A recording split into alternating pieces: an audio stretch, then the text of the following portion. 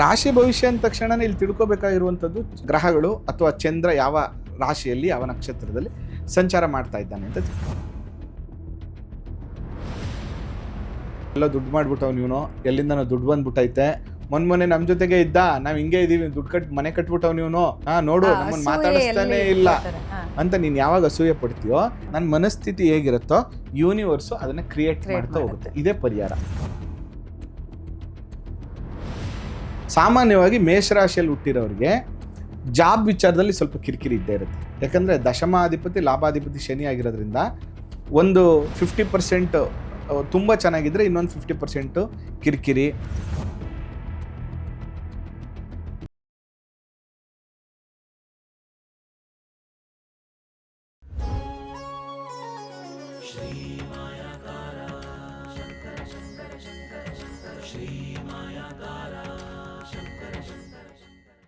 ನಮಸ್ಕಾರ ಸ್ನೇಹಿತರೆ, ಯುಗಾದಿ ಹಬ್ಬ ಬಂದಾಯಿತು. ನಮ್ಮ ಹಿಂದೂ ಸಂಪ್ರದಾಯದಂತೆ ಹೊಸ ವರ್ಷ ಕೂಡ ಪ್ರಾರಂಭ ಆಗಿದೆ.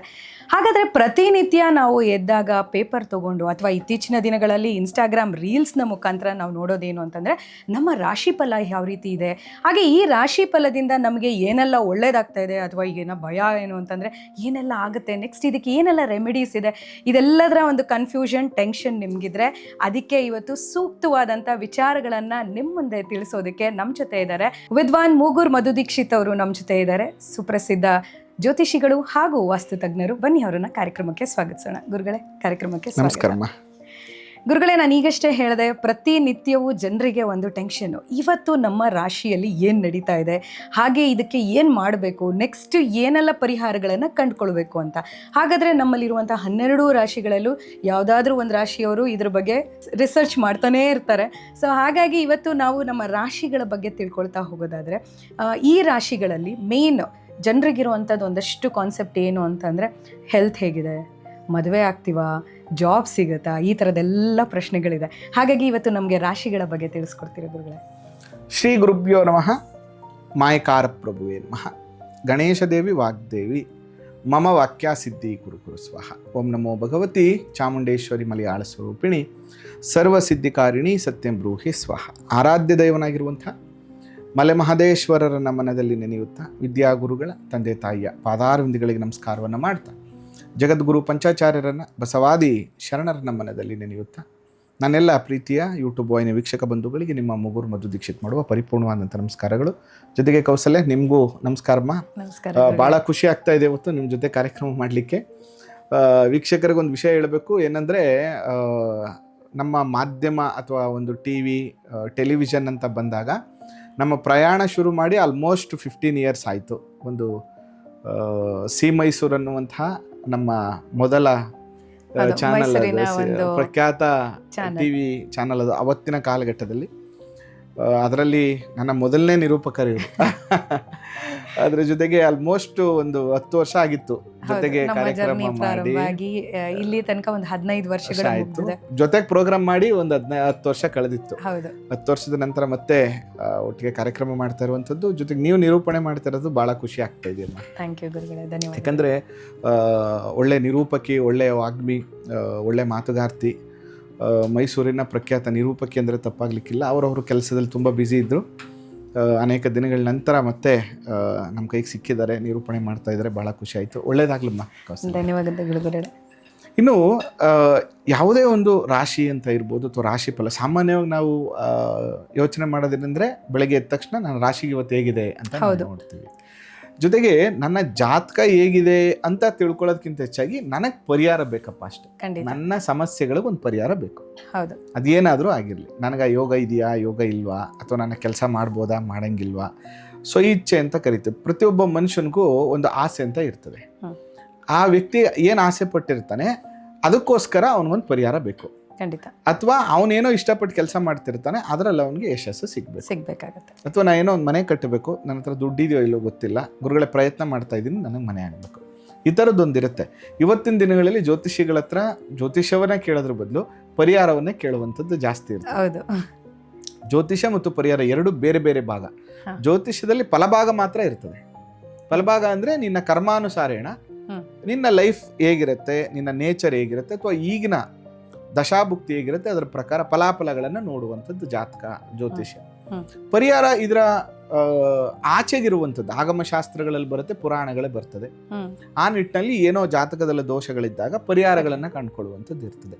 ಯಾರೋ ಒಬ್ಬರಿಗೆ ಮನೇಲಿ ತುಂಬ ಸಮಸ್ಯೆ ಆಗಿರ್ತದೆ, ಆ ಸಮಯದಲ್ಲಿ ಮಹಾಲಕ್ಷ್ಮಿ ಪ್ರತ್ಯಕ್ಷರಾಗಿ ಒಂದು ವ್ರತವನ್ನು ಹೇಳ್ತಾರೆ. ಆ ಹೆಣ್ಣು ಮಗಳು ವ್ರತವನ್ನು ಮಾಡಿದಾಗ ಅವ್ರಿಗೆ ಒಳ್ಳೇದಾಗಿರುತ್ತೆ. ಅಂದರೆ ಅವರ ಜಾತಕದ ಪ್ರಕಾರ ಅವರಿಗೆ ಬಡತನದ ಯೋಗ ಇದ್ರೂ ಒಂದು ಮಹಾಲಕ್ಷ್ಮಿ ಅನುಗ್ರಹ ಆದಾಗ ಅವರು ಶ್ರೀಮಂತರಾಗ್ತಾರೆ ಅಂತ. ಅಂದರೆ ಈ ಥರದ ಪರಿಹಾರಗಳು ನಮಗೆ ಪುರಾಣಗಳಲ್ಲಿ ಅಥವಾ ಆಗಮಗಳಲ್ಲಿ ಸಿಗ್ತಾ ಹೋಗ್ತದೆ. ಅದಕ್ಕೋಸ್ಕರ ಈಗ ಎಕ್ಸಾಂಪಲ್ ಯಾರಿಗೊಬ್ರಿಗೆ ಆರೋಗ್ಯ ಸಮಸ್ಯೆ ಅಂದ ತಕ್ಷಣನೇ ಸಮುದ್ರ ಮಥನದಲ್ಲಿ ಧನ್ವಂತ್ರಿಯ ಉದ್ಭವ ಆಗಿರುತ್ತೆ. ಆ ಅಮೃತವನ್ನು ಧನ್ವಂತ್ರಿ ಅಮೃತದ ಕಳಶವನ್ನು ತೆಗೆದುಕೊಂಡು ಬಂದಿರ್ತಾರೆ. ಅದಕ್ಕೆ ನಾವು ಧನ್ವಂತ್ರಿಯನ್ನು ಪೂಜೆ ಮಾಡೋದ್ರಿಂದ ಆರೋಗ್ಯದ ಸಮಸ್ಯೆಗಳು ನಿವಾರಣೆ ಆಗುತ್ತೆ ಅಂತ. ಅಂದರೆ ನಾವು ಎಲ್ಲವನ್ನು ಕೂಡ ಒಂದಕ್ಕೊಂದು ಕನೆಕ್ಟ್ ಮಾಡಿಕೊಂಡು ನಾವು ಪರಿಹಾರಗಳನ್ನು ಕಂಡ್ಕೊತ ಹೋಗ್ತೀವಿ.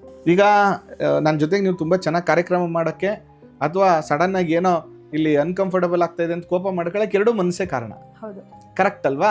ಅಥವಾ ನೀವೇನೋ ಡ್ರೈವ್ ಮಾಡುವಾಗ ತುಂಬಾ ಜಾಲಿಯಾಗಿ ಒಂದು ಸಾಂಗ್ ಹಾಕೊಂಡು ಡ್ರೈವ್ ಮಾಡೋಕ್ಕೂ ಮನಸ್ಸೇ ಕಾರಣ, ಅಥವಾ ಯಾರ ಜೊತೆನೂ ಮೊಬೈಲಲ್ಲಿ ಜಗಳ ಆಡೋಕ್ಕೂ ಮನಸ್ಸೇ ಕಾರಣ. ಅಂದ್ರೆ ನಿನ್ನ ಮನಸ್ಥಿತಿ ಇವತ್ತು ಹೇಗಿರುತ್ತೆ ಅನ್ನುವಂಥದ್ದನ್ನ ಸೂಚಿಸುವಂಥದ್ದು ನಿತ್ಯ ಭವಿಷ್ಯ ಅಂತ. ಅದರಿಂದ ಇವತ್ತಿನ ಕಾಲಘಟ್ಟಕ್ಕೆ ನಿತ್ಯ ಭವಿಷ್ಯ ಅದರ ಅವಶ್ಯಕತೆ ಇಲ್ಲ. ಯಾಕಂದ್ರೆ ಕೋಟ್ಯಾಂತರ ಜನ ಇರ್ತಾರೆ. ಇವತ್ತು ಮೇಷರಾಶಿಯವರಿಗೆ ಹೊಟ್ಟೆ ನೋವು ಬರುವ ಸಾಧ್ಯತೆ ಇದೆ. ಲಕ್ಷಾಂತರ ಜನ ಮೇಷರಾಶಿಯವರಿದ್ದಾಗ ಯಾರೋ ಒಬ್ರು ಹೊಟ್ಟೆ ನೋವು ಬಂದಿರುತ್ತೆ. ಹಂಗಲ್ಲ, ಬಹಳ ಮುಖ್ಯವಾಗಿ ಬಂದು ದಶಾಭುಕ್ತಿ ಇಂಪಾರ್ಟೆಂಟು. ಅದರ ಜೊತೆಗೆ ಗೋಚಾರ ಫಲವನ್ನು ನೋಡಬೇಕು. ಅದರಿಂದ ವಾರಕ್ಕೋ ತಿಂಗಳಿಗೋ 6 ತಿಂಗಳಿಗೋ ಒಂದ್ಸರಿ ನೋಡಿ. ನಿತ್ಯ ನೈಮಿತ್ತಿಕ ಕಾರ್ಯಗಳಿಗೆ ಶಾಸ್ತ್ರವನ್ನು ನೋಡೋ ಅವಶ್ಯಕತೆ ಇಲ್ಲ. ಎಸ್, ಸೊ ಗುರುಗಳು ಹೇಳಿದಾಗೆ ಯಾವುದು ಕೂಡ ಮ್ಯಾಜಿಕಲಿ ಒಂದೇ ದಿನ ಆಗಲ್ಲ. ಸೊ ಪ್ರತಿಯೊಂದನ್ನು ಕೂಡ ಕ್ರಮಬದ್ಧವಾಗಿ ಮನಸ್ಸಿನಿಂದ ಇಚ್ಛಾಶಕ್ತಿಯಿಂದ ನೀವು ಮಾಡ್ತಾ ಹೋದಾಗ ಈ ಪರಿಹಾರಗಳು ನಿಮಗೆ ನಿಮ್ಮ ಜೀವನದಲ್ಲಿ ಸುಖಕರವಾಗಿರ್ಬೋದು ಅಂತ. ಈಗ ಮೋಸ್ಟ್ ಇಂಟ್ರೆಸ್ಟಿಂಗ್ ಏನು ಅಂತಂದರೆ, ರಾಶಿಗಳ ಬಗ್ಗೆ ತಿಳ್ಕೊಳ್ಬೇಕು ಅಂದಾಗ ಪ್ರತಿಯೊಂದು ರಾಶಿ ನನ್ನ ರಾಶಿ ಯಾವಾಗ ಬರುತ್ತೆ ಅಂತ ಕೇಳಿಸ್ಕೊಳ್ಳೋದಕ್ಕೆ ಕಾಯ್ತಾ ಇದ್ದೀರಾ. ಹಾಗಾದರೆ ನಾವಿವಾಗ ತಿಳ್ಕೊಳ್ಳೋಣ ಮೊದಲನೇ ರಾಶಿಯಾದಂಥ ಮೇಷರಾಶಿ ಬಗ್ಗೆ. ಗುರುಗಳೇ, ಮೊದಲನೇದಾಗಿ ಮೇಷರಾಶಿ. ಮೇಷರಾಶಿಯವರಿಗೆ ಪರಿಹಾರ ಅಂತ ಬಂದಾಗ ಇಲ್ಲಿ ಪರಿಹಾರಗಳಲ್ಲಿ ಬೇರೆ ಬೇರೆ ಥರ ಇರುತ್ತೆ, ಬೇರೆ ಬೇರೆ ಸಮಸ್ಯೆಗಳಿರುತ್ತೆ. ಎಕ್ಸಾಂಪಲ್, ನಾನು ಚೆನ್ನಾಗಾಗಬೇಕು, ನನ್ನ ಎಜುಕೇಷನ್ ಚೆನ್ನಾಗಾಗಬೇಕು, ಪ್ಲಸ್ ಅದಾದಮೇಲೆ ನನಗೆ ಮದುವೆ ಆಗಬೇಕು, ನನ್ನ ಪ್ರೊಫೆಷನ್ ಚೆನ್ನಾಗಿರಬೇಕು, ನನ್ನ ಆರೋಗ್ಯವಂತನಾಗಿರಬೇಕು. ಈ ಥರ ಮಲ್ಟಿಪಲ್ ಬೇರೆ ಬೇರೆ ಬೇರೆ ಬೇರೆ ಆಸೆಗಳಿರುತ್ತೆ. ಮೊದಲನೇದಾಗಿ ಇವ್ರಿಗೆ ದೇವತೆಗಳ ಬಗ್ಗೆ ಹೇಳ್ಕೊಡೋಣ ಇವತ್ತು. ನೀವು ಯಾವ್ಯಾವ್ದ್ರಲ್ಲಿ ಸಕ್ಸಸ್ ಆಗಬೇಕು ಅಂದರೆ ಯಾವ್ಯಾವ ದೇವರನ್ನು ಪೂಜೆ ಮಾಡಬೇಕು ಅಂತ. ಒಂದು ಮೊದಲನೇದಾಗಿ ಮೇಷರಾಶಿಯವರಿಗೆ ಅವರು ಸೆಲ್ಫ್ ಆಗಿ, ಅಂದರೆ ಅವರು ಪ್ರೋಗ್ರೆಸಿವ್ ಆಗಲಿಕ್ಕೆ ತುಂಬ ಚೆನ್ನಾಗಿ ಆಗಬೇಕು ಅಂದರೆ ಮೊದಲನೇದಾಗಿ ಒಂದು ಕಾನ್ಸ್ಟೆಂಟ್ ನಿರ್ಧಾರ ಇರಬೇಕು ಇವ್ರಿಗೆ. ಯಾಕಂದರೆ ಮೇಷರಾಶಿ ಬಂದು ಆಡನ್ ರಾಶಿ ಅದು. ಅದರಿಂದ ಏನಂದರೆ ತುಂಬ ಚಂಚಲತೆ ಬೇಡ. ಆದಷ್ಟು ಏನಾದರೂ ಒಂದು ಕೆಲಸ ಕಾರ್ಯಗಳನ್ನು ನೀವು ಮಾಡ್ತಾ ಇದ್ದೀರಾ ಅಂದರೆ ಅದು ಕಂಪ್ಲೀಟ್ ಆಗೋವರೆಗೆ ಇನ್ನೊಂದಕ್ಕೆ ಹೋಗ್ಬೇಡಿ. ಯಾಕಂದರೆ ಮೇಷರಾಶಿಯವ್ರು ಸಾಮಾನ್ಯವಾಗಿ ಮಲ್ಟಿಪಲ್ ಥಿಂಗ್ಸು ಒಂದಷ್ಟನ್ನು ಒಟ್ಟಿಗೆ ಮಾಡ್ತೀನಿ ಅನ್ನುವಂಥ ಗುಣಧರ್ಮಗಳಿರುತ್ತೆ. ಜೊತೆಗೆ ಎಲ್ಲರನ್ನೂ ಕಟ್ಕೊಂಡು ಮಾಡಬೇಡ್ರಿ. ಇವ್ರು ಏನಾದರೂ ಒಬ್ಬರೇ ಇರಲ್ಲ, ಗುಂಪು ಬೇಕು ಇವ್ರಿಗೆ, ಎಲ್ಲರೂ ಇರಬೇಕು. ಮಾಡೋಕ್ಕಿಂತ ಮುಂಚೆನೇ ಎಲ್ಲರಿಗೂ ಹೇಳ್ಕೊಂಡು ಬರೋದು, ಇದನ್ನು ಮಾಡಬಾರ್ದು. ಫಸ್ಟ್ ಆಫ್ ಆಲ್ ಮಾಡಿ ಅದು ಯಶಸ್ಸಾಗೋವರೆಗೂ ನಂಟರ್ಗಳಿಗೂ ಹೇಳ್ಬೇಡಿ, ಕ್ಲೋಸ್ ಫ್ರೆಂಡ್ಸ್ಗಳಿಗೂ ಹೇಳ್ಬೇಡಿ. ಫಸ್ಟ್ ನೀವು ಡಿಸೈಡ್ ಆಗಿ. ಇದೇ ಮೊದಲನೇ ಪರಿಹಾರ ಇವ್ರಿಗೆ. ಆಯ್ತಾ? ಬೇಗ ಶಾರ್ಟ್ ಟೆಂಪರ್, ಬೇಗ ಕೋಪನೂ ಮಾಡ್ಕೋಬೇಡಿ, ಬೇಗ ಡಿಸಪಾಯಿಂಟ್ ಆಗಿಬಿಡಿ. ಅಯ್ಯೋ ನಾನು ಮಾಡಿದೆ, ನನಗಾಗಲಿಲ್ಲ. ಸ್ವಲ್ಪ ಪೇಷನ್ಸ್ ಇರಬೇಕು. ಅದರ ಜೊತೆಗೆ ಭಾಳ ಮುಖ್ಯವಾಗಿ ಈ ರಾಶಿಯವ್ರಿಗೆ ಅತ್ಯಂತ ವಿಶೇಷವಾಗಿ ಸಕ್ಸಸ್ ಆಗಬೇಕು ಅಂತಂದರೆ ಯಾವ ದೇವರನ್ನು ಪೂಜೆ ಮಾಡಬೇಕು ಅಂದರೆ ಸುಬ್ರಹ್ಮಣ್ಯನ ಆರಾಧನೆ. ಮೇಷರಾಶಿಯವರಿಗೆ ಕುಜ ಅಧಿಪತಿ, ಕುಜನ ಅಧಿದೇವತೆ ಬಂದು ಸುಬ್ರಹ್ಮಣ್ಯ. ಇವರು ಸುಬ್ರಹ್ಮಣ್ಯನ ಎಷ್ಟು ಆರಾಧನೆ ಮಾಡ್ತಾರೋ ಅಷ್ಟು ಇವರು ಲೈಫಲ್ಲಿ ಸಕ್ಸಸ್ ಆಗ್ತಾರೆ. ಜೊತೆಗೆ ಸುಬ್ರಹ್ಮಣ್ಯ ಜ್ಞಾನಾಧಿಪತಿ, ನಾಲೆಡ್ಜ್ ಅವನು. ಅದರಿಂದ ಅದರ ಸಿಂಬಲಿಕ್ ಏನು ಹೇಳುತ್ತೆ, ನೀ ಹೆಚ್ಚು ಜ್ಞಾನವನ್ನು ಪಡೀಲಿಕ್ಕೆ, ಅಂದರೆ ನೀನು ಏನೇ ಕೆಲಸ ಮಾಡು ಅದ್ರ ಬಗ್ಗೆ ಸಂಪೂರ್ಣವಾಗಿ ಮಾಹಿತಿಯನ್ನು ತಿಳಿಲಿಕ್ಕೆ ಪ್ರಯತ್ನವನ್ನು ಮಾಡು. ಸುಬ್ರಹ್ಮಣ್ಯನ ಆರಾಧನೆ ಯಾವತ್ತು ಮಾಡಬೇಕು? ಮಂಗಳವಾರದ ದಿನ. ಅನುಕೂಲ ಆದರೆ ಒಂದೊತ್ತು ಉಪವಾಸ ಕೂಡ ಮಾಡಿಬಿಡಿ. ಬೆಳಗ್ಗೆ ಮಧ್ಯಾಹ್ನ ರಾತ್ರಿ ಎನಿ ಟೈಮ್ ಒಂದು ಟೈಮ್ ಉಪವಾಸ ಮಾಡಿ. ಅದರ ಜೊತೆಗೆ ಒಂದು ಟೈಮ್ ಸುಬ್ರಹ್ಮಣ್ಯ ಸ್ವಾಮಿ ದೇವಸ್ಥಾನಕ್ಕೆ ಹೋಗಿ. ಅದ್ರ ಜೊತೆಗೆ ಮಂಗಳವಾರ ಚೆನ್ನಾಗಿ ಬೇಳೆ ಅಂತ ಕರಿತೀವಮ್ಮ, ರೆಡ್ ಕಲರ್ ಬೇಳೆ. ಆ ಬೇಳೆಯನ್ನ ರೆಡ್ ಕಲರ್ದು ಬಟ್ಟೆಯಲ್ಲಿ ಗಂಟು ಕಟ್ಟಬೇಕು. ಕಟ್ಬಿಟ್ಟು ಯಾವ್ದಾದ್ರು ಸುಬ್ರಹ್ಮಣ್ಯ ಸ್ವಾಮಿ ದೇವಸ್ಥಾನಕ್ಕೆ ಕೊಡಬೇಕು. ಅಥವಾ ಈ ತೊಗರಿ ಮತ್ತು ಬೆಲ್ಲವನ್ನ ಯಾವ್ದಾದ್ರು ದಾಸೋಹಕ್ಕೆ ನೀಡಬೇಕು. ಇದರಿಂದ ಇವರು ಸೆಲ್ಫ್ ಪ್ರೋಗ್ರೆಸ್ ತುಂಬಾ ಚೆನ್ನಾಗಾಗುತ್ತೆ. ಮತ್ತೆ ಓಂ ಕ್ರಾಮ್ ಕ್ರೀಂ ಕ್ರೌಂ ಸಹ ಮಂಗಳಾಯ ನಮಃ ಅಥವಾ ಓಂ ಅಂಗಾರಕಾಯ ನಮಃ. ಡೈಲಿ 7 ಟೈಮ್ಸ್ ಸಾಕು, ಜಾಸ್ತಿ ಬೇಡ, 7 ಬಾರಿ ಇವರು ಮಂತ್ರವನ್ನು ಜಪ ಮಾಡಬೇಕು. ಈ ಮಂತ್ರವನ್ನು ಜಪ ಮಾಡೋದ್ರಿಂದ ತುಂಬ ಚೆನ್ನಾಗಿ ರಿಸಲ್ಟನ್ನು ಕೊಡುತ್ತೆ. ಓಕೆ. ಮುಂದೆ ಇನ್ನೊಂದು ನಂಬರ್ ಬರ್ಕೊಡ್ತೀನಿ ಇವರಿಗೆ ನಾನು, ಭಾಳ ವಿಶೇಷವಾಗಿ 69 ಅಂತ ಬರ್ಕೋಬೇಕು. 69 ಅಂತ ಕೈಯಲ್ಲಿ ಬರ್ಕೋಬೇಕು, ಅಥವಾ ಒಂದು ಯೆಲ್ಲೋ ಕಲರ್ ಪೇಪರಲ್ಲಿ ರೆಡ್ ಪೆನಲ್ಲಿ ಬರೆದ್ಬಿಟ್ಟು ಇಟ್ಕೋಬೇಕು. ಇದು ಯಾಕೆ ಪರಿಹಾರ ಅಂತ ನಾನು ಹೇಳ್ತೀನಿ. ಭಾಳ ವಿಶೇಷ, ಇದು ಸೆಲ್ಫ್ ಪ್ರೋಗ್ರೆಸ್ಗಲ್ಲ, ಬೇರೆ ಏನೋ ಒಂದು ವಿಚಾರಕ್ಕಿದು ನಾನು ಹೇಳ್ತೀನಿ. ಅದಕ್ಕಿಂತ ಮುಂಚೆ ಇದನ್ನು ಬರ್ಕೋಬೇಕಾಗ್ತದೆ. ಓಂ ಅಂಗಾರಕಾಯ ನಮಃ ಅನ್ನುವಂಥ ಮಂತ್ರವನ್ನು 7 ಟೈಮ್ಸ್ ಚಾಂಟ್ ಮಾಡಬೇಕು. ಅದರ ಜೊತೆಗೆ ಸ್ನಾನದ ನೀರಲ್ಲಿ ಸ್ವಲ್ಪ ಚಂದನ, ಮಂಗಳವಾರದ ದಿನನೇ ಆಗಬೇಕದು. ಸ್ನಾನ ಮಾಡುವಾಗ ಫುಲ್ಲು ಮೊದಲು ಸ್ನಾನ ಮಾಡಿಬಿಡ್ಬೇಕು. ಸ್ನಾನ ಇಲ್ಲ ಆದಮೇಲೆ ಒಂದು ಬೋಲ್ ತಗೊಂಡು ಅದಕ್ಕೆ ಸ್ವಲ್ಪ ಒಂದು ಚಿಟಿಕೆ ಚಂದನ ಹಾಕಬೇಕು. ಚಂದನ ಹಾಕ್ಬಿಟ್ಟು ಪೂರ್ವಾಭಿಮುಖವಾಗಿ ನಿಂತ್ಕೊಂಡು ಸೂರ್ಯನಿಗೆ ನಮಸ್ಕಾರ ಮಾಡಿಬಿಟ್ಟು ಆ ನೀರನ್ನು ಸ್ನಾನ ಮಾಡಬೇಕು. ಇದನ್ನ ಗ್ರಹ ಸ್ನಾನ ಅಂತ ಕರಿತೀವಿ. ಗ್ರಹ ದೋಷ ನಿವಾರಣೆ ಆಗುತ್ತೆ. ಇದನ್ನ ಮಾಡ್ತಾ ಬಂದ್ರೆ, ಈ ಪರಿಹಾರಗಳನ್ನ, ಈಗ ನಾನು ಏನು ಪರಿಹಾರಗಳನ್ನು ಹೇಳಿದೆ, ಇದನ್ನ ಮಾಡ್ತಾ ಬಂದ್ರೆ 100% ಸೆಲ್ಫ್ ಪ್ರೋಗ್ರೆಸ್ ಆಗುತ್ತೆ.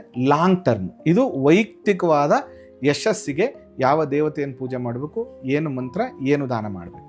ಓಕೆ. ಸೊ ವೈಯಕ್ತಿಕವಾಗಿ ಒಬ್ಬ ಮನುಷ್ಯ ಯಾವ ರೀತಿ ಪ್ರೋಗ್ರೆಸ್ಸನ್ನು ಕಂಡುಕೋಬೇಕು ಅನ್ನೋದಕ್ಕೆ ಪರಿಹಾರಗಳನ್ನು ಗುರುಗಳು ತಿಳಿಸಿದ್ರು.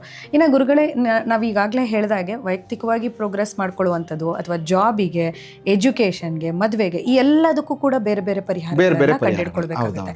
ಹಾಗಾದರೆ ಈಗ ಓಕೆ, ನಾನೇನೋ ವೈಯಕ್ತಿಕವಾಗಿ ಸ್ವಲ್ಪ ಪ್ರೋಗ್ರೆಸ್ ಆಗ್ತಾ ಇದ್ದೀನಪ್ಪ, ಈಗ ನನ್ನ ಮೇನ್ ಕೆಲಸ ಏನು ಹುಡ್ಕೋದು, ಅಥವಾ ಈ ಇದರಲ್ಲಿ ಹುಡ್ಕಿದ್ರೆ ಚೆನ್ನಾಗಿರತ್ತಾ, ಈ ಫೀಲ್ಡಲ್ಲಿ ಹೋಗ್ಬೇಕಾಗತ್ತಾ, ಅಥವಾ ನನಗಿರೋ ಫೀಲ್ಡಲ್ಲೇ ಪ್ರೋಗ್ರೆಸ್ ಇನ್ನೂ ಚೆನ್ನಾಗಿ ಆಗಬೇಕು ಜಾಬಲ್ಲಿ ಅನ್ನುವಂಥವ್ರು, ಈ ಜಾಬ್ ಬಗ್ಗೆ ಪರ್ಟಿಕ್ಯುಲರ್ ಆಗಿ ಪರಿಹಾರ ಕಂಡುಕೊಳ್ಬೇಕು ಅನ್ನೋದಾದರೆ ಏನನ್ನ? ಓಕೆ ನೋಡಿ, ಜಾಬ್ ಅಂತ ಬಂದಾಗ ಇವ್ರಿಗೆ ಬಾಧಕಾಧಿಪತಿನೂ ಶನಿದೇವರೇ, ಪ್ಲಸ್ ಉದ್ಯೋಗಾಧಿಪತಿನೂ ಶನಿದೇವರೇ. ಇವರು ಜಾಬಲ್ಲಿ ತುಂಬ ಚೆನ್ನಾಗಿ ಸಕ್ಸಸ್ ಆಗಬೇಕು ಅಂದರೆ ಶನೇಶ್ವರ ಸ್ವಾಮಿಯನ್ನು ಆರಾಧನೆ ಮಾಡಬೇಕು. ಯಾಕಂದರೆ ದಶಮಾಧಿಪತಿ ಆಗ್ತಾರೆ ಇವರಿಗೆ, ಮೇಷರಾಶಿಯವರಿಗೆ. ದಶಮಾಧಿಪತಿ ಆದಂಥ ಸಂದರ್ಭದಲ್ಲಿ ನೀವೇನು ಮಾಡಬೇಕು, ಸಾಮಾನ್ಯವಾಗಿ ಮೇಷರಾಶಿಯಲ್ಲಿ ಹುಟ್ಟಿರೋರಿಗೆ ಜಾಬ್ ವಿಚಾರದಲ್ಲಿ ಸ್ವಲ್ಪ ಕಿರಿಕಿರಿ ಇದ್ದೇ ಇರುತ್ತೆ. ಯಾಕಂದರೆ ದಶಮಾಧಿಪತಿ ಲಾಭಾಧಿಪತಿ ಶನಿ ಆಗಿರೋದ್ರಿಂದ ಒಂದು 50% ತುಂಬ ಚೆನ್ನಾಗಿದ್ದರೆ ಇನ್ನೊಂದು 50% ಕಿರಿಕಿರಿ, ಸುತ್ತ ಇರುವಂಥವ್ರ ಎನ್ವೈರನ್ಮೆಂಟಲ್ಲಿ ಕಿರಿಕಿರಿ, ಅಥವಾ ಬೇರೆಯವ್ರೆಲ್ಲ ಕೆಲಸದ ಪ್ರೆಷರ್ನ ತಗೊಂಡು ಬಂದು ಇವ್ರ ಮೇಲೆ ಹಾಕುವಂಥದ್ದು, ಈ ಥರ ಇರುತ್ತೆ. ಮತ್ತು ಬೇರೆಯವ್ರಿಗೆಲ್ಲ ಬೇಗ ಪ್ರೋಗ್ರೆಸ್ ಕಂಡ್ರೆ ಈ ಮೇಷ ರಾಶಿಯಲ್ಲಿ ಹುಟ್ಟಿರುವಂಥವ್ರಿಗೆ ಸ್ವಲ್ಪ ಲೇಟಾಗಿ ಪ್ರೋಗ್ರೆಸ್ ಕಾಣುತ್ತೆ ಉದ್ಯೋಗದಲ್ಲಿ. ಇದಕ್ಕೆ ಇವ್ರು ಏನು ಮಾಡಬೇಕು, ಸರಳವಾದಂಥ ಪರಿಹಾರವನ್ನು ನಾನು ನಿಮ್ಗೆ ಹೇಳ್ಕೊಡ್ತೇನೆ. ನೀವೇನು ಮಾಡಬೇಕಂದ್ರೆ, ಪ್ರತಿ ಶನಿವಾರದ ದಿನ, ಇದು ಜಾಬ್ಗೆ ಮಾತ್ರ, ಮೇಷರಾಶಿಯವರಿಗೆ ಪರ್ಟಿಕ್ಯುಲರ್ ಆಗಿ ಜಾಬ್ಗೆ ಸಂಬಂಧಪಟ್ಟಂತೆ ಶನೇಶ್ವರ ಸ್ವಾಮಿ ಆರಾಧನೆ ಮಾಡಬೇಕು. ಈಗ ನೋಡಿ, ಸುಬ್ರಹ್ಮಣ್ಯನ ಪೂಜೆ ಮಾಡುವಂಥದ್ದು ಸೆಲ್ಫ್ ಪ್ರೋಗ್ರೆಸ್ಗೆ. ಪರ್ಟಿಕ್ಯುಲರ್ ಆಗಿ ನೋಡಿ, ನನಗೆ ಕೆಲಸ ಹೋಗ್ಬಿಡ್ತು, ನನಗೆ ಕೆಲಸ ಸಿಗ್ತಾ ಇಲ್ಲ, ಕೆಲಸ ಬದಲಾಯಿಸಬೇಕು ಅಂತ ಇದ್ದೀನಿ, ಯಾವುದು ಒಳ್ಳೆ ಕಡೆ ಆಗ್ತಾ ಇಲ್ಲ, ಅಥವಾ ನಾನು ಈ ಬಿಸ್ನೆಸ್ ಮಾಡ್ತಾ ಇದ್ದೀನಿ, ಈ ಬಿಸ್ನೆಸ್ ಮುಂಚೆ ಚೆನ್ನಾಗಿತ್ತು, ಈಗ ಯಾಕೋ ಸ್ವಲ್ಪ ಕೈ ಕೊಡ್ತಾ ಇದೆ ಅಂದರೆ ಏನೂ ಮಾಡೋದು ಬೇಡ. ಕಂಟಿನ್ಯೂಸ್ಸು ಪ್ರತಿ ಶನಿವಾರ ಅರಳಿ ವೃಕ್ಷ ಪ್ರದಕ್ಷಿಣೆ 3 ಪ್ರದಕ್ಷಿಣೆ ಮಾಡಬೇಕು. ಒಂದಿಡೀ ಸಕ್ಕರೆ ಇಟ್ಕೋಬೇಕು. ಆ ಸಕ್ಕರೆಯನ್ನು ಇಟ್ಕೊಂಡು 3 ಪ್ರದಕ್ಷಿಣೆ ಮಾಡ್ತಾ ಮಾಡ್ತಾ ಸ್ವಲ್ಪ ಸಕ್ಕರೆಯನ್ನು ಹಾಕಬೇಕು. ಈ ಸಕ್ಕರೆಯನ್ನು ಹಾಕಿ, ನನಗೆ ಜಾಬ್ ಚೆನ್ನಾಗಿ ಆಗ್ತಾ ಇದೆ, ಜಾಬಲ್ಲಿ ಅನುಕೂಲ ಆಗುತ್ತೆ, ಜಾಬಿನ ಸಮಸ್ಯೆಗಳು ನಿವಾರಣೆ ಆಗ್ತದೆ, ಈ ಎಲ್ಲ ಸಮಸ್ಯೆಗಳನ್ನು ಶನೇಶ್ವರ ಸ್ವಾಮಿ ನನಗೆ ನಿವಾರಣೆ ಮಾಡ್ತಾ ಇದ್ದಾರೆ ಅಂತ 3 ಪ್ರದಕ್ಷಿಣೆಯನ್ನು ಮಾಡಬೇಕು.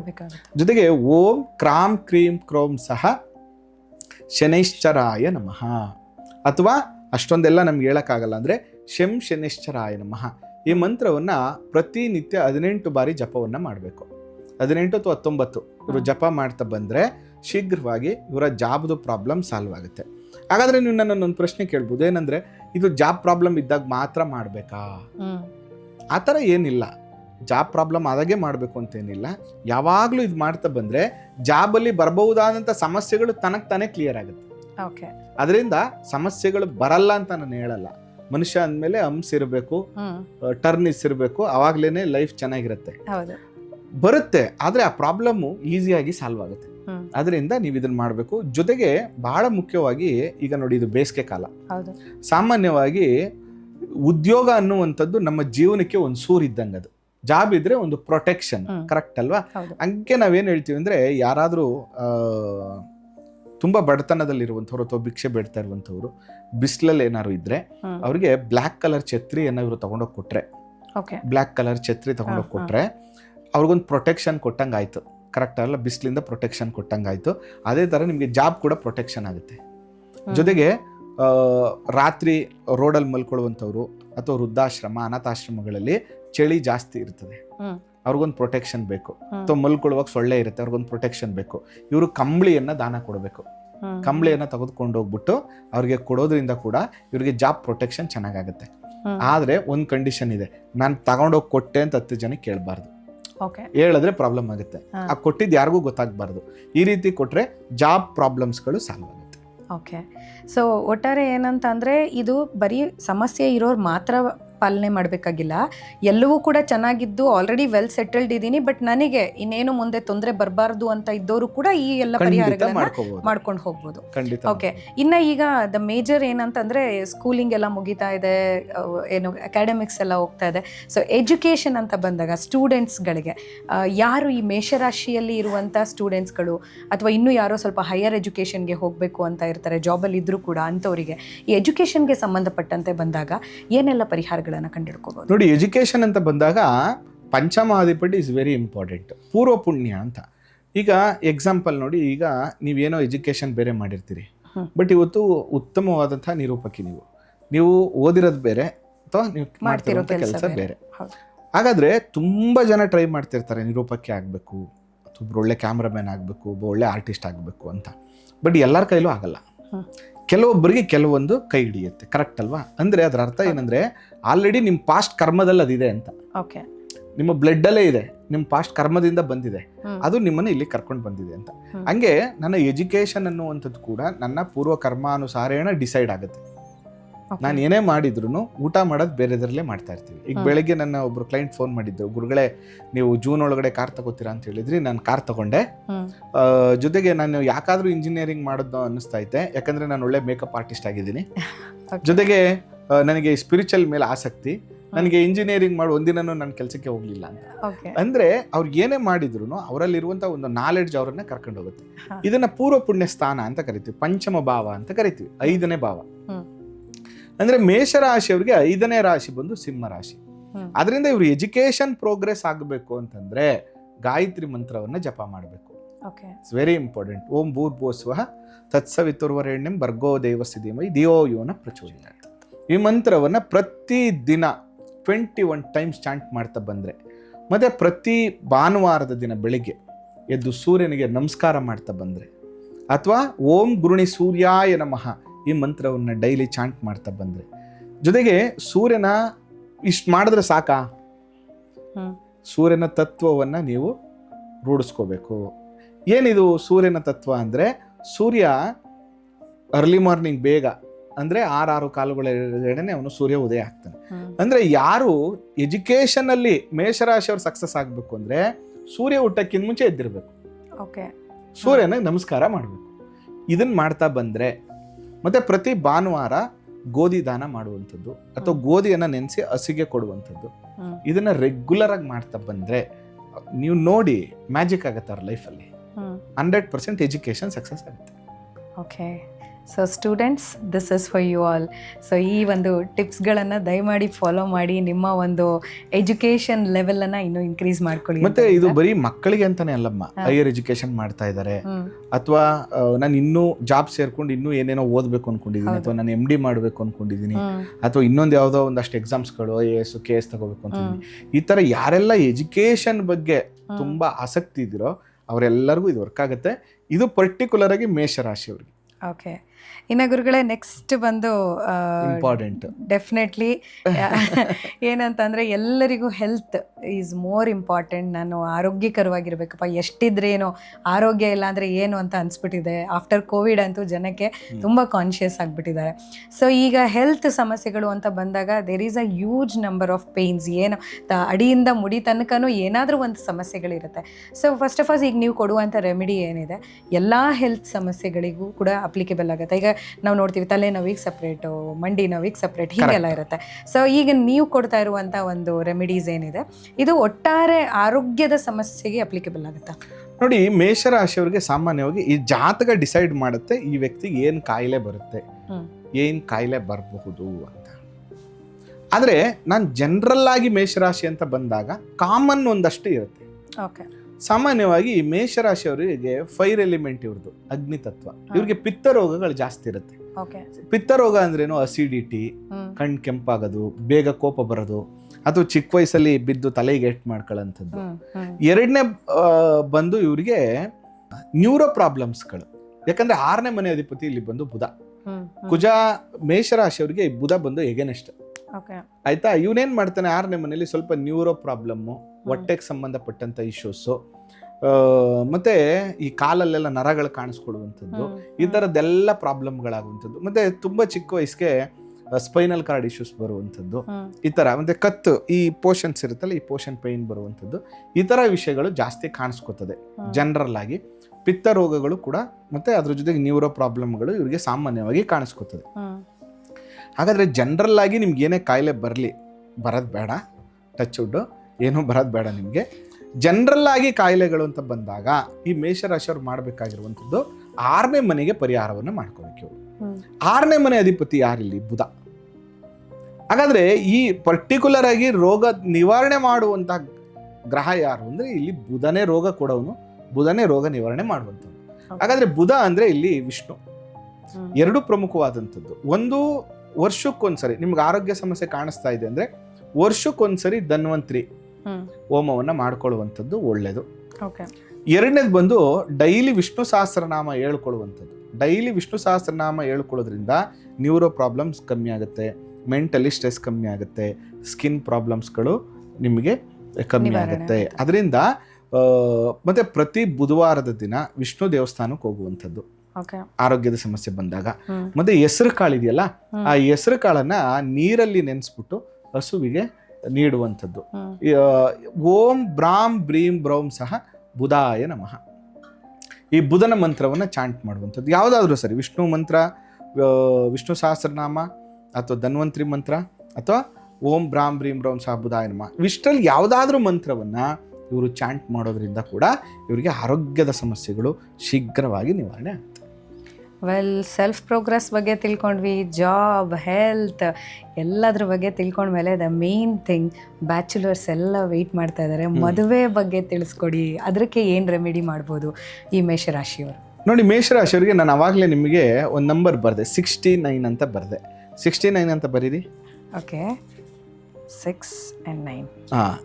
96 ಅಂತ ಬರೀರಿ.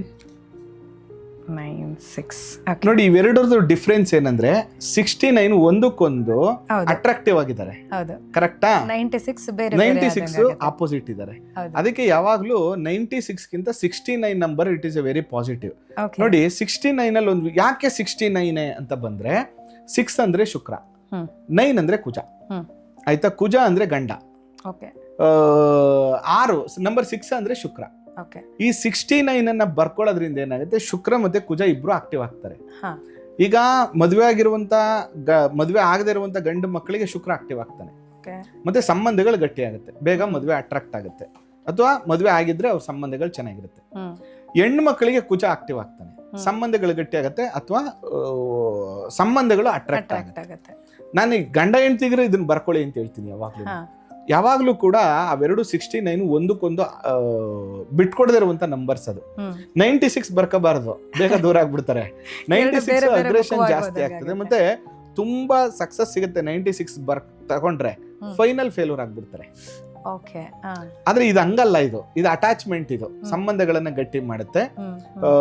ಮತ್ತೆ ಇದ್ರ ಜೊತೆಗೆ ನೀವೇನ್ ಮಾಡ್ಬೋದು ಅಂದ್ರೆ, ಒಂದು ಯೆಲ್ಲೋ ಕಲರ್ ಪೇಪರ್ ಅಲ್ಲಿ 69 ಅಂತ ಬರೆದ್ಬಿಟ್ಟು ಅವ್ರ ಹೆಸರು ಬರೀಬಹುದು ಕೆಳಗಡೆ, ಬರೆದ್ಬಿಟ್ಟು ಒಂದು ಪರ್ಸಲ್ಲಿ ಇಟ್ಕೊಳ್ಳೋದು. ಅಂದ್ರೆ ಸ್ವತಃ ಯಾರು ಬರಿಬೇಕು ಅಂತ ಇದಾರೆ, ಈಗ ಲವ್ ಮಾಡ್ತಾ ಇದಾರೆ, ಅವ್ರ ಪಾರ್ಟ್ನರ್ ನೇಮ ಅಥವಾ ಇವ್ರ ನೇಮ್. ಒಂದು ಮದುವೆ ಆಗಿಲ್ಲ, ಲವರ್ ಇದಾರೆ, ಮನೇಲಿ ಒಪ್ತಾ ಇಲ್ಲ ಅಂದ್ರೆ ಪಾರ್ಟ್ನರ್ ನೇಮ್, ಲವರ್ ನೇಮ್ ಬರೀಬೇಕು, ಈ ನಂಬರ್ ಬರೀಬೇಕು, ಇವ್ರನ್ನ ಮನೇಲಿ ಒಪ್ಲಿ, ಬೇಗ ಮದುವೆ ಆಗ್ಲಿ ಅಂತ ಬರ್ಕೋಬೇಕು. ಎರಡನೇದು, ಗಂಡ ಹೆಂಡತಿರೆಲ್ಲ ಕಿರಿಕಿರಿ ಇದ್ರೆ 69 ಅಂತ ಬರ್ಕೊಬಿಟ್ಟು, ಗಂಡ ಆಗಿದ್ರೆ ಹೆಂಡತಿ ಹೆಸರು ಬರ್ಕೋಬೇಕು, ಹೆಂಡತಿ ಹೆಸರೇ ಬರ್ಕೋಬೇಕು. ಬಹಳ ಇಂಪಾರ್ಟೆಂಟ್. ಯಾರ ಹೆಸರು ಬೇಕಾದ್ರೂ ಬರ್ಕೋಬಹುದಾ ಅಂತಂದ್ರೆ ಬರ್ಕೊಳಂಗಿಲ್ಲ. ಕೆಲವು ಸರಿ ಏನಾಗ್ಬಿಡುತ್ತೆ ತಮಾಷೆ ಅಂದ್ರೆ, ಇದು ಅಟ್ರಾಕ್ಟ್, ನಮ್ಮಲ್ಲಿ ಸ್ತ್ರೀ ವಶೀಕರಣ, ಪುರುಷ ವಶೀಕರಣ ಅಂತಿದೆ. ಇದು ಕೂಡ ಒನ್ ಆಫ್ ದಿ ವಶೀಕರಣದ ನಂಬರ್. ಆದ್ರೆ ವಶೀಕರಣ ಯಾರಿಗ್ ವರ್ಕ್ ಆಗುತ್ತೆ ಅಂತ ಮಾಡಿರೋದು, ಇದು ಇಂಪಾರ್ಟೆಂಟ್. ತುಂಬಾ ಜನ ವಶೀಕರಣ ಮೇಜರ್ ಒಂದು ಪಾರ್ಟ್ನರ್ಶಿಪ್ ಅಂತ ಯಾರು ಲೈಫ್ ಕಂಟಿನ್ಯೂ ಮಾಡ್ತಾರೆ, ತುಂಬಾ ಏನೋ ಒಂದ್ 3-4 ವರ್ಷ 5 ವರ್ಷ ಲವ್ ಮಾಡ್ತಾ ಇದಾರೆ, ಅವ್ರಿಗೆ ವರ್ಕ್ ಆಗುತ್ತೆ ಇದು. ಪ್ಲಸ್ ಗಂಡ ಹೆಂಡ್ತಿರಿಗೆ ಪುರುಷ ವಶೀಕರಣ, ಸ್ತ್ರೀ ವಶೀಕರಣ ಅಂತ ಮಾಡಿರೋದು. ಅಂದ್ರೆ ಗಂಡ ಯಾಕೋ ಇತ್ತೀಚೆಗೆ ತುಂಬಾ ವ್ಯತ್ಯಾಸ ಇದೆ, ಮನೆಗೆ ಸರಿಯಾಗಿ ಬರಲ್ಲ, ಗಲಾಟೆ ಮಾಡ್ತಾ ಇದ್ದಾನೆ ಅಂದಾಗ ಪುರುಷ ವಶೀಕರಣ ಗಂಡನ ಹೆಸರು ಬರೆದು ಇಟ್ಕೊಂಡ್ರೆ ಗಂಡ ಅಟ್ರಾಕ್ಟ್ ಆಗ್ತಾನೆ. ಅಂದ್ರೆ ನಿಮ್ಮ ಸರೌಂಡಿಂಗ್ ಅಲ್ಲಿ ಇರೋರು ಅಂತ ಅದ್ರ ಅರ್ಥ. ನಾನು ಯಾರ್ಯಾರ್ದೋ ಫೋಟೋ ಹೆಸರು ಬರ್ಕೊಬಿಟ್ರೆ ಯಾರ್ದೋ ಅಟ್ರಾಕ್ಷನ್ ಆಗಲ್ಲ. ಇದನ್ನ ತುಂಬಾ ಜನ ತಪ್ಪು ಮಾಡ್ತಾರೆ. ಇದರಿಂದ ಈ ನಂಬರು ಮೇಷರಾಶಿಯವ್ರಿಗೆ ತುಂಬಾ ಚೆನ್ನಾಗಿ ವರ್ಕ್ ಆಗುತ್ತೆ. ಪ್ಲಸ್ ಎರಡನೇದು ಇವ್ರು ಮಾಡ್ಬೇಕಾಗಿರುವಂತದ್ದು ಏನಂದ್ರೆ ರೋಸ್ ವಾಟರ್. ಪ್ರತಿ ಶುಕ್ರವಾರದ ದಿನ, ಯಾಕಂದ್ರೆ ಸಪ್ತಮ ಸ್ಥಾನ ಬಂದು ಶುಕ್ರನ ಸ್ಥಾನ, ಇದು ಆ ಸ್ಥಾನಾಧಿಪತಿ ಶುಕ್ರ. ಪ್ರತಿ ಶುಕ್ರವಾರ ರೋಸ್ ವಾಟರ್ ಅಲ್ಲಿ ಸ್ನಾನ ಮಾಡ್ಬೇಕು, ಆಯ್ತಾ? ಸ್ನಾನ ಮಾಡ್ಬಿಡ್ಬೇಕು. ಅದಾದ್ಮೇಲೆ ಸ್ವಲ್ಪ ರೋಸ್ ವಾಟರ್ನ ಒಂದು ಪಾತ್ರೆಯಲ್ಲಿ ಹಾಕ್ಬಿಟ್ಟು ಅದನ್ನ ಹಾಕೊಂಡು ಉತ್ತರಾಭಿಮುಖವಾಗಿ ನಿಂತ್ಕೋಬೇಕು. It is good. ಉತ್ತರಾಭಿಮುಖವಾಗಿ ನಿಂತ್ಕೊಂಡು ನನಗೆ ಬೇಗ ಮದುವೆ ಆಗ್ತಾ ಇದೆ, ನನಗೆ ಈ ವರ್ಷನೇ ಮದುವೆ ಆಗುತ್ತೆ ಅಂತ ಪ್ರೇ ಮಾಡಬೇಕು. ಜೊತೆಗೆ ಪ್ರತಿ ಶುಕ್ರವಾರದ ದಿನ ಮಿಸ್ ಮಾಡದೆ ಯಾವ್ದಾದ್ರು ಅಮ್ಮನವ್ರ ದೇವಸ್ಥಾನಕ್ಕೆ ಹೋಗ್ಬಿಟ್ಟು ಕೆಂಪು ಕಲರ್ ಹೂವನ್ನ ಕೊಟ್ಬಿಟ್ಟು ಪೂಜೆ ಮಾಡಿಸ್ಕೊಂಡು ಬರಬೇಕು. ಜೊತೆಗೆ ದುಮ್ ದುರ್ಗಾಯೇ ನಮಃ ಅಥವಾ ಓಂ ದ್ರಾಂ ದ್ರೀಂ ದ್ರೌಂ ಸಹ ಶುಕ್ರಾಯ ನಮಃ, ಈ ಮಂತ್ರವನ್ನ ಡೈಲಿ 21 ಸರಿ ಅಥವಾ 108 ಸರಿ ನಿಮ್ಮ ಕುಲದೇವರು, ಮನೆ ದೇವರು ಅಥವಾ ಶಿವಪಾರ್ವತಿ ಲಕ್ಷ್ಮೀನಾರಾಯಣ ಫೋಟೋ ಮುಂದೆ ತುಪ್ಪ ದೀಪ ಹಚ್ಬಿಟ್ಟು ಈ ಮಂತ್ರವನ್ನ ಡೈಲಿ ಚಾಂಟ್ ಮಾಡ್ತಾ ಬರಬೇಕು. ಇದನ್ನ ಮಾಡ್ರಿ, ಮ್ಯಾಜಿಕ್ ಆಗ್ಲಿಲ್ಲ ಅಂದ್ರೆ ಕೇಳಿ. ವಾ, ಇಷ್ಟು ಸಿಂಪಲ್ ಆಗಿ ಮದುವೆ ಅಂತ ನಿಮಗೆ ಯೋಚನೆ ಇದ್ರೆ ಅದಕ್ಕೆ ಪರಿಹಾರವನ್ನ ಕೂಡ ಗುರುಗಳು ತಿಳಿಸ್ಕೊಟ್ಟಿದ್ದಾರೆ. ಬಹುಶಃ ಮೇಷರಾಶಿಯಲ್ಲಿ ಈ ಪರಿಹಾರದ ಜೊತೆಗೆ ನಿಮ್ಮನ್ನ ನೀವು ಅರ್ಥ ಮಾಡ್ಕೋಬೇಕು. ನನಗೆ ಈ ವರ್ಷ ಮದುವೆ ಯೋಗ ಇದೆಯಾ? ಎಸ್, ಕರೆಕ್ಟ್ ಇದೆ. ಅದ್ರ ಜೊತೆಗೆ ಇಂಥವರೇ ಬೇಕು ಅಂತ ಅಟೆಕ್ ಬೀಳಬಾರ್ದು, ಸ್ವಲ್ಪ ಕಾಂಪ್ರಮೈಸ್ ಆಗಬೇಕು. ಅದ್ರ ಜೊತೆಗೆ ಇದನ್ನ ಮಾಡಿದ್ರೆ ಇಮಿಡಿಯೇಟ್. ಸೊ ನೀವು ಹೇಳಿದಾಗೆ ಆ ಬಸ್ ಎಕ್ಸಾಂಪಲ್ ಏನಿತ್ತು ಆ ರೀತಿ ಯಾವ್ದಾದ್ರು ಒಂದು ಬಸ್ಸಿಗೆ ಕಾಂಪ್ರಮೈಸ್ ಆಗಿ ನಾವು ಹತ್ತಲೇಬೇಕಾಗತ್ತೆ, ನಮಗೆ ಹೋಗುವಂತ ಅವಶ್ಯಕತೆ ನೀಡಿದೆ ಅಂತ 100%. ಅದ್ರ ಜೊತೆಗೆ ತುಂಬಾ ಜನ ಕೇಳ್ತಿರ್ತಾರೆ, ಗುರುಗಳೇ ನಮ್ಗೆ ಏನಾರು ಒಂದು ಪರಿಹಾರ ಮಾಡ್ಕೊಡಿ ಅಂತ. ನಾವು ಅನ್ಕೋತಾ ಇದೀವಿ ಏನಂದ್ರೆ ತುಂಬಾ ಜನದ ಹತ್ರ ಕೆಲವು ಸರಿ ಏನಾಗ್ಬಿಡುತ್ತೆ, ಫೈನಾನ್ಷಿಯಲಿ ಸ್ಟ್ರಗಲ್ಸ್ ಇರುತ್ತೆ. ಈಗ ವೈಯಕ್ತಿಕವಾಗಿ ಪೂಜೆ ಮಾಡಿಸ್ಬೇಕು ಅಂದ್ರೆ 1000 ರೂಪಾಯಿ ಖರ್ಚು ಮಾಡಿ ಇಂಡಿವಿಜುವಲ್ ಆಗಿ ಮಾಡ್ಕೊಳಕ್ ಆಗ್ತಾ ಇರಲ್ಲ, ಮತ್ತೆ ಶಾಸ್ತ್ರೋಕ್ತವಾಗಿ ಮಾಡಕ್ ಆಗ್ತಿರಲ್ಲ, ಮತ್ತೆ ಜಪ ಮಾಡಿ ಹೋಮ ಮಾಡ್ಬೇಕು ಯಾವಾಗ್ಲೂ, ಅದಕ್ಕೊಂದು ರೂಲ್ ಇದೆ. ಅದಕ್ಕೋಸ್ಕರ ಮುಂದಿನ ದಿನಗಳಲ್ಲಿ ಮದುವೆ ಆಗಿಲ್ಲದೆ ಇರುವಂಥವ್ರಿಗೆ ವಿಶೇಷವಾಗಿ ಶುಕ್ರ ಶಾಂತಿ ಹೋಮ ಮಾಡಿ ಅವ್ರ ಕೈಲಿ ಜಪ ಮಾಡಿಸಿ ಅವರಿಗೆ ಸ್ನಾನ ಮಾಡಿಸಿ ಶೀಘ್ರ ಮದುವೆ ಆಗಲಿ ಅನ್ನುವಂಥ ಒಂದು ಪ್ರೋಗ್ರಾಮ್ ಕೂಡ ಸಾಮೂಹಿಕವಾಗಿ ಅನ್ಕೋತಾ ಇದ್ದೀವಿ. ಅದರದ್ದು ಡೇಟ್ ಕೂಡ ಶೀಘ್ರವೇ ಅನೌನ್ಸ್ ಮಾಡ್ತೀವಿ. ಸೂಪರ್. ಸೊ ಯಾರಿಗೆಲ್ಲ ಏನು ಫಿನಾನ್ಷಿಯಲಿ ನನಗೆ ಸಪೋರ್ಟ್ ಇಲ್ಲ ಆದರೂ ಕೂಡ ಈ ಎಲ್ಲ ಪರಿಹಾರಗಳನ್ನು ನಾನು ಕಂಡುಕೊಳ್ಬೇಕು ಅಂತಂದರೆ ಮುಂದಿನ ದಿನಗಳಲ್ಲಿ ಈ ಒಂದು ಕಾರ್ಯಕ್ರಮಗಳನ್ನು ಕೂಡ ನಿಮ್ಮ ಮುಂದೆ ನಾವು ಅನೌನ್ಸ್ ಮಾಡ್ತೀವಿ.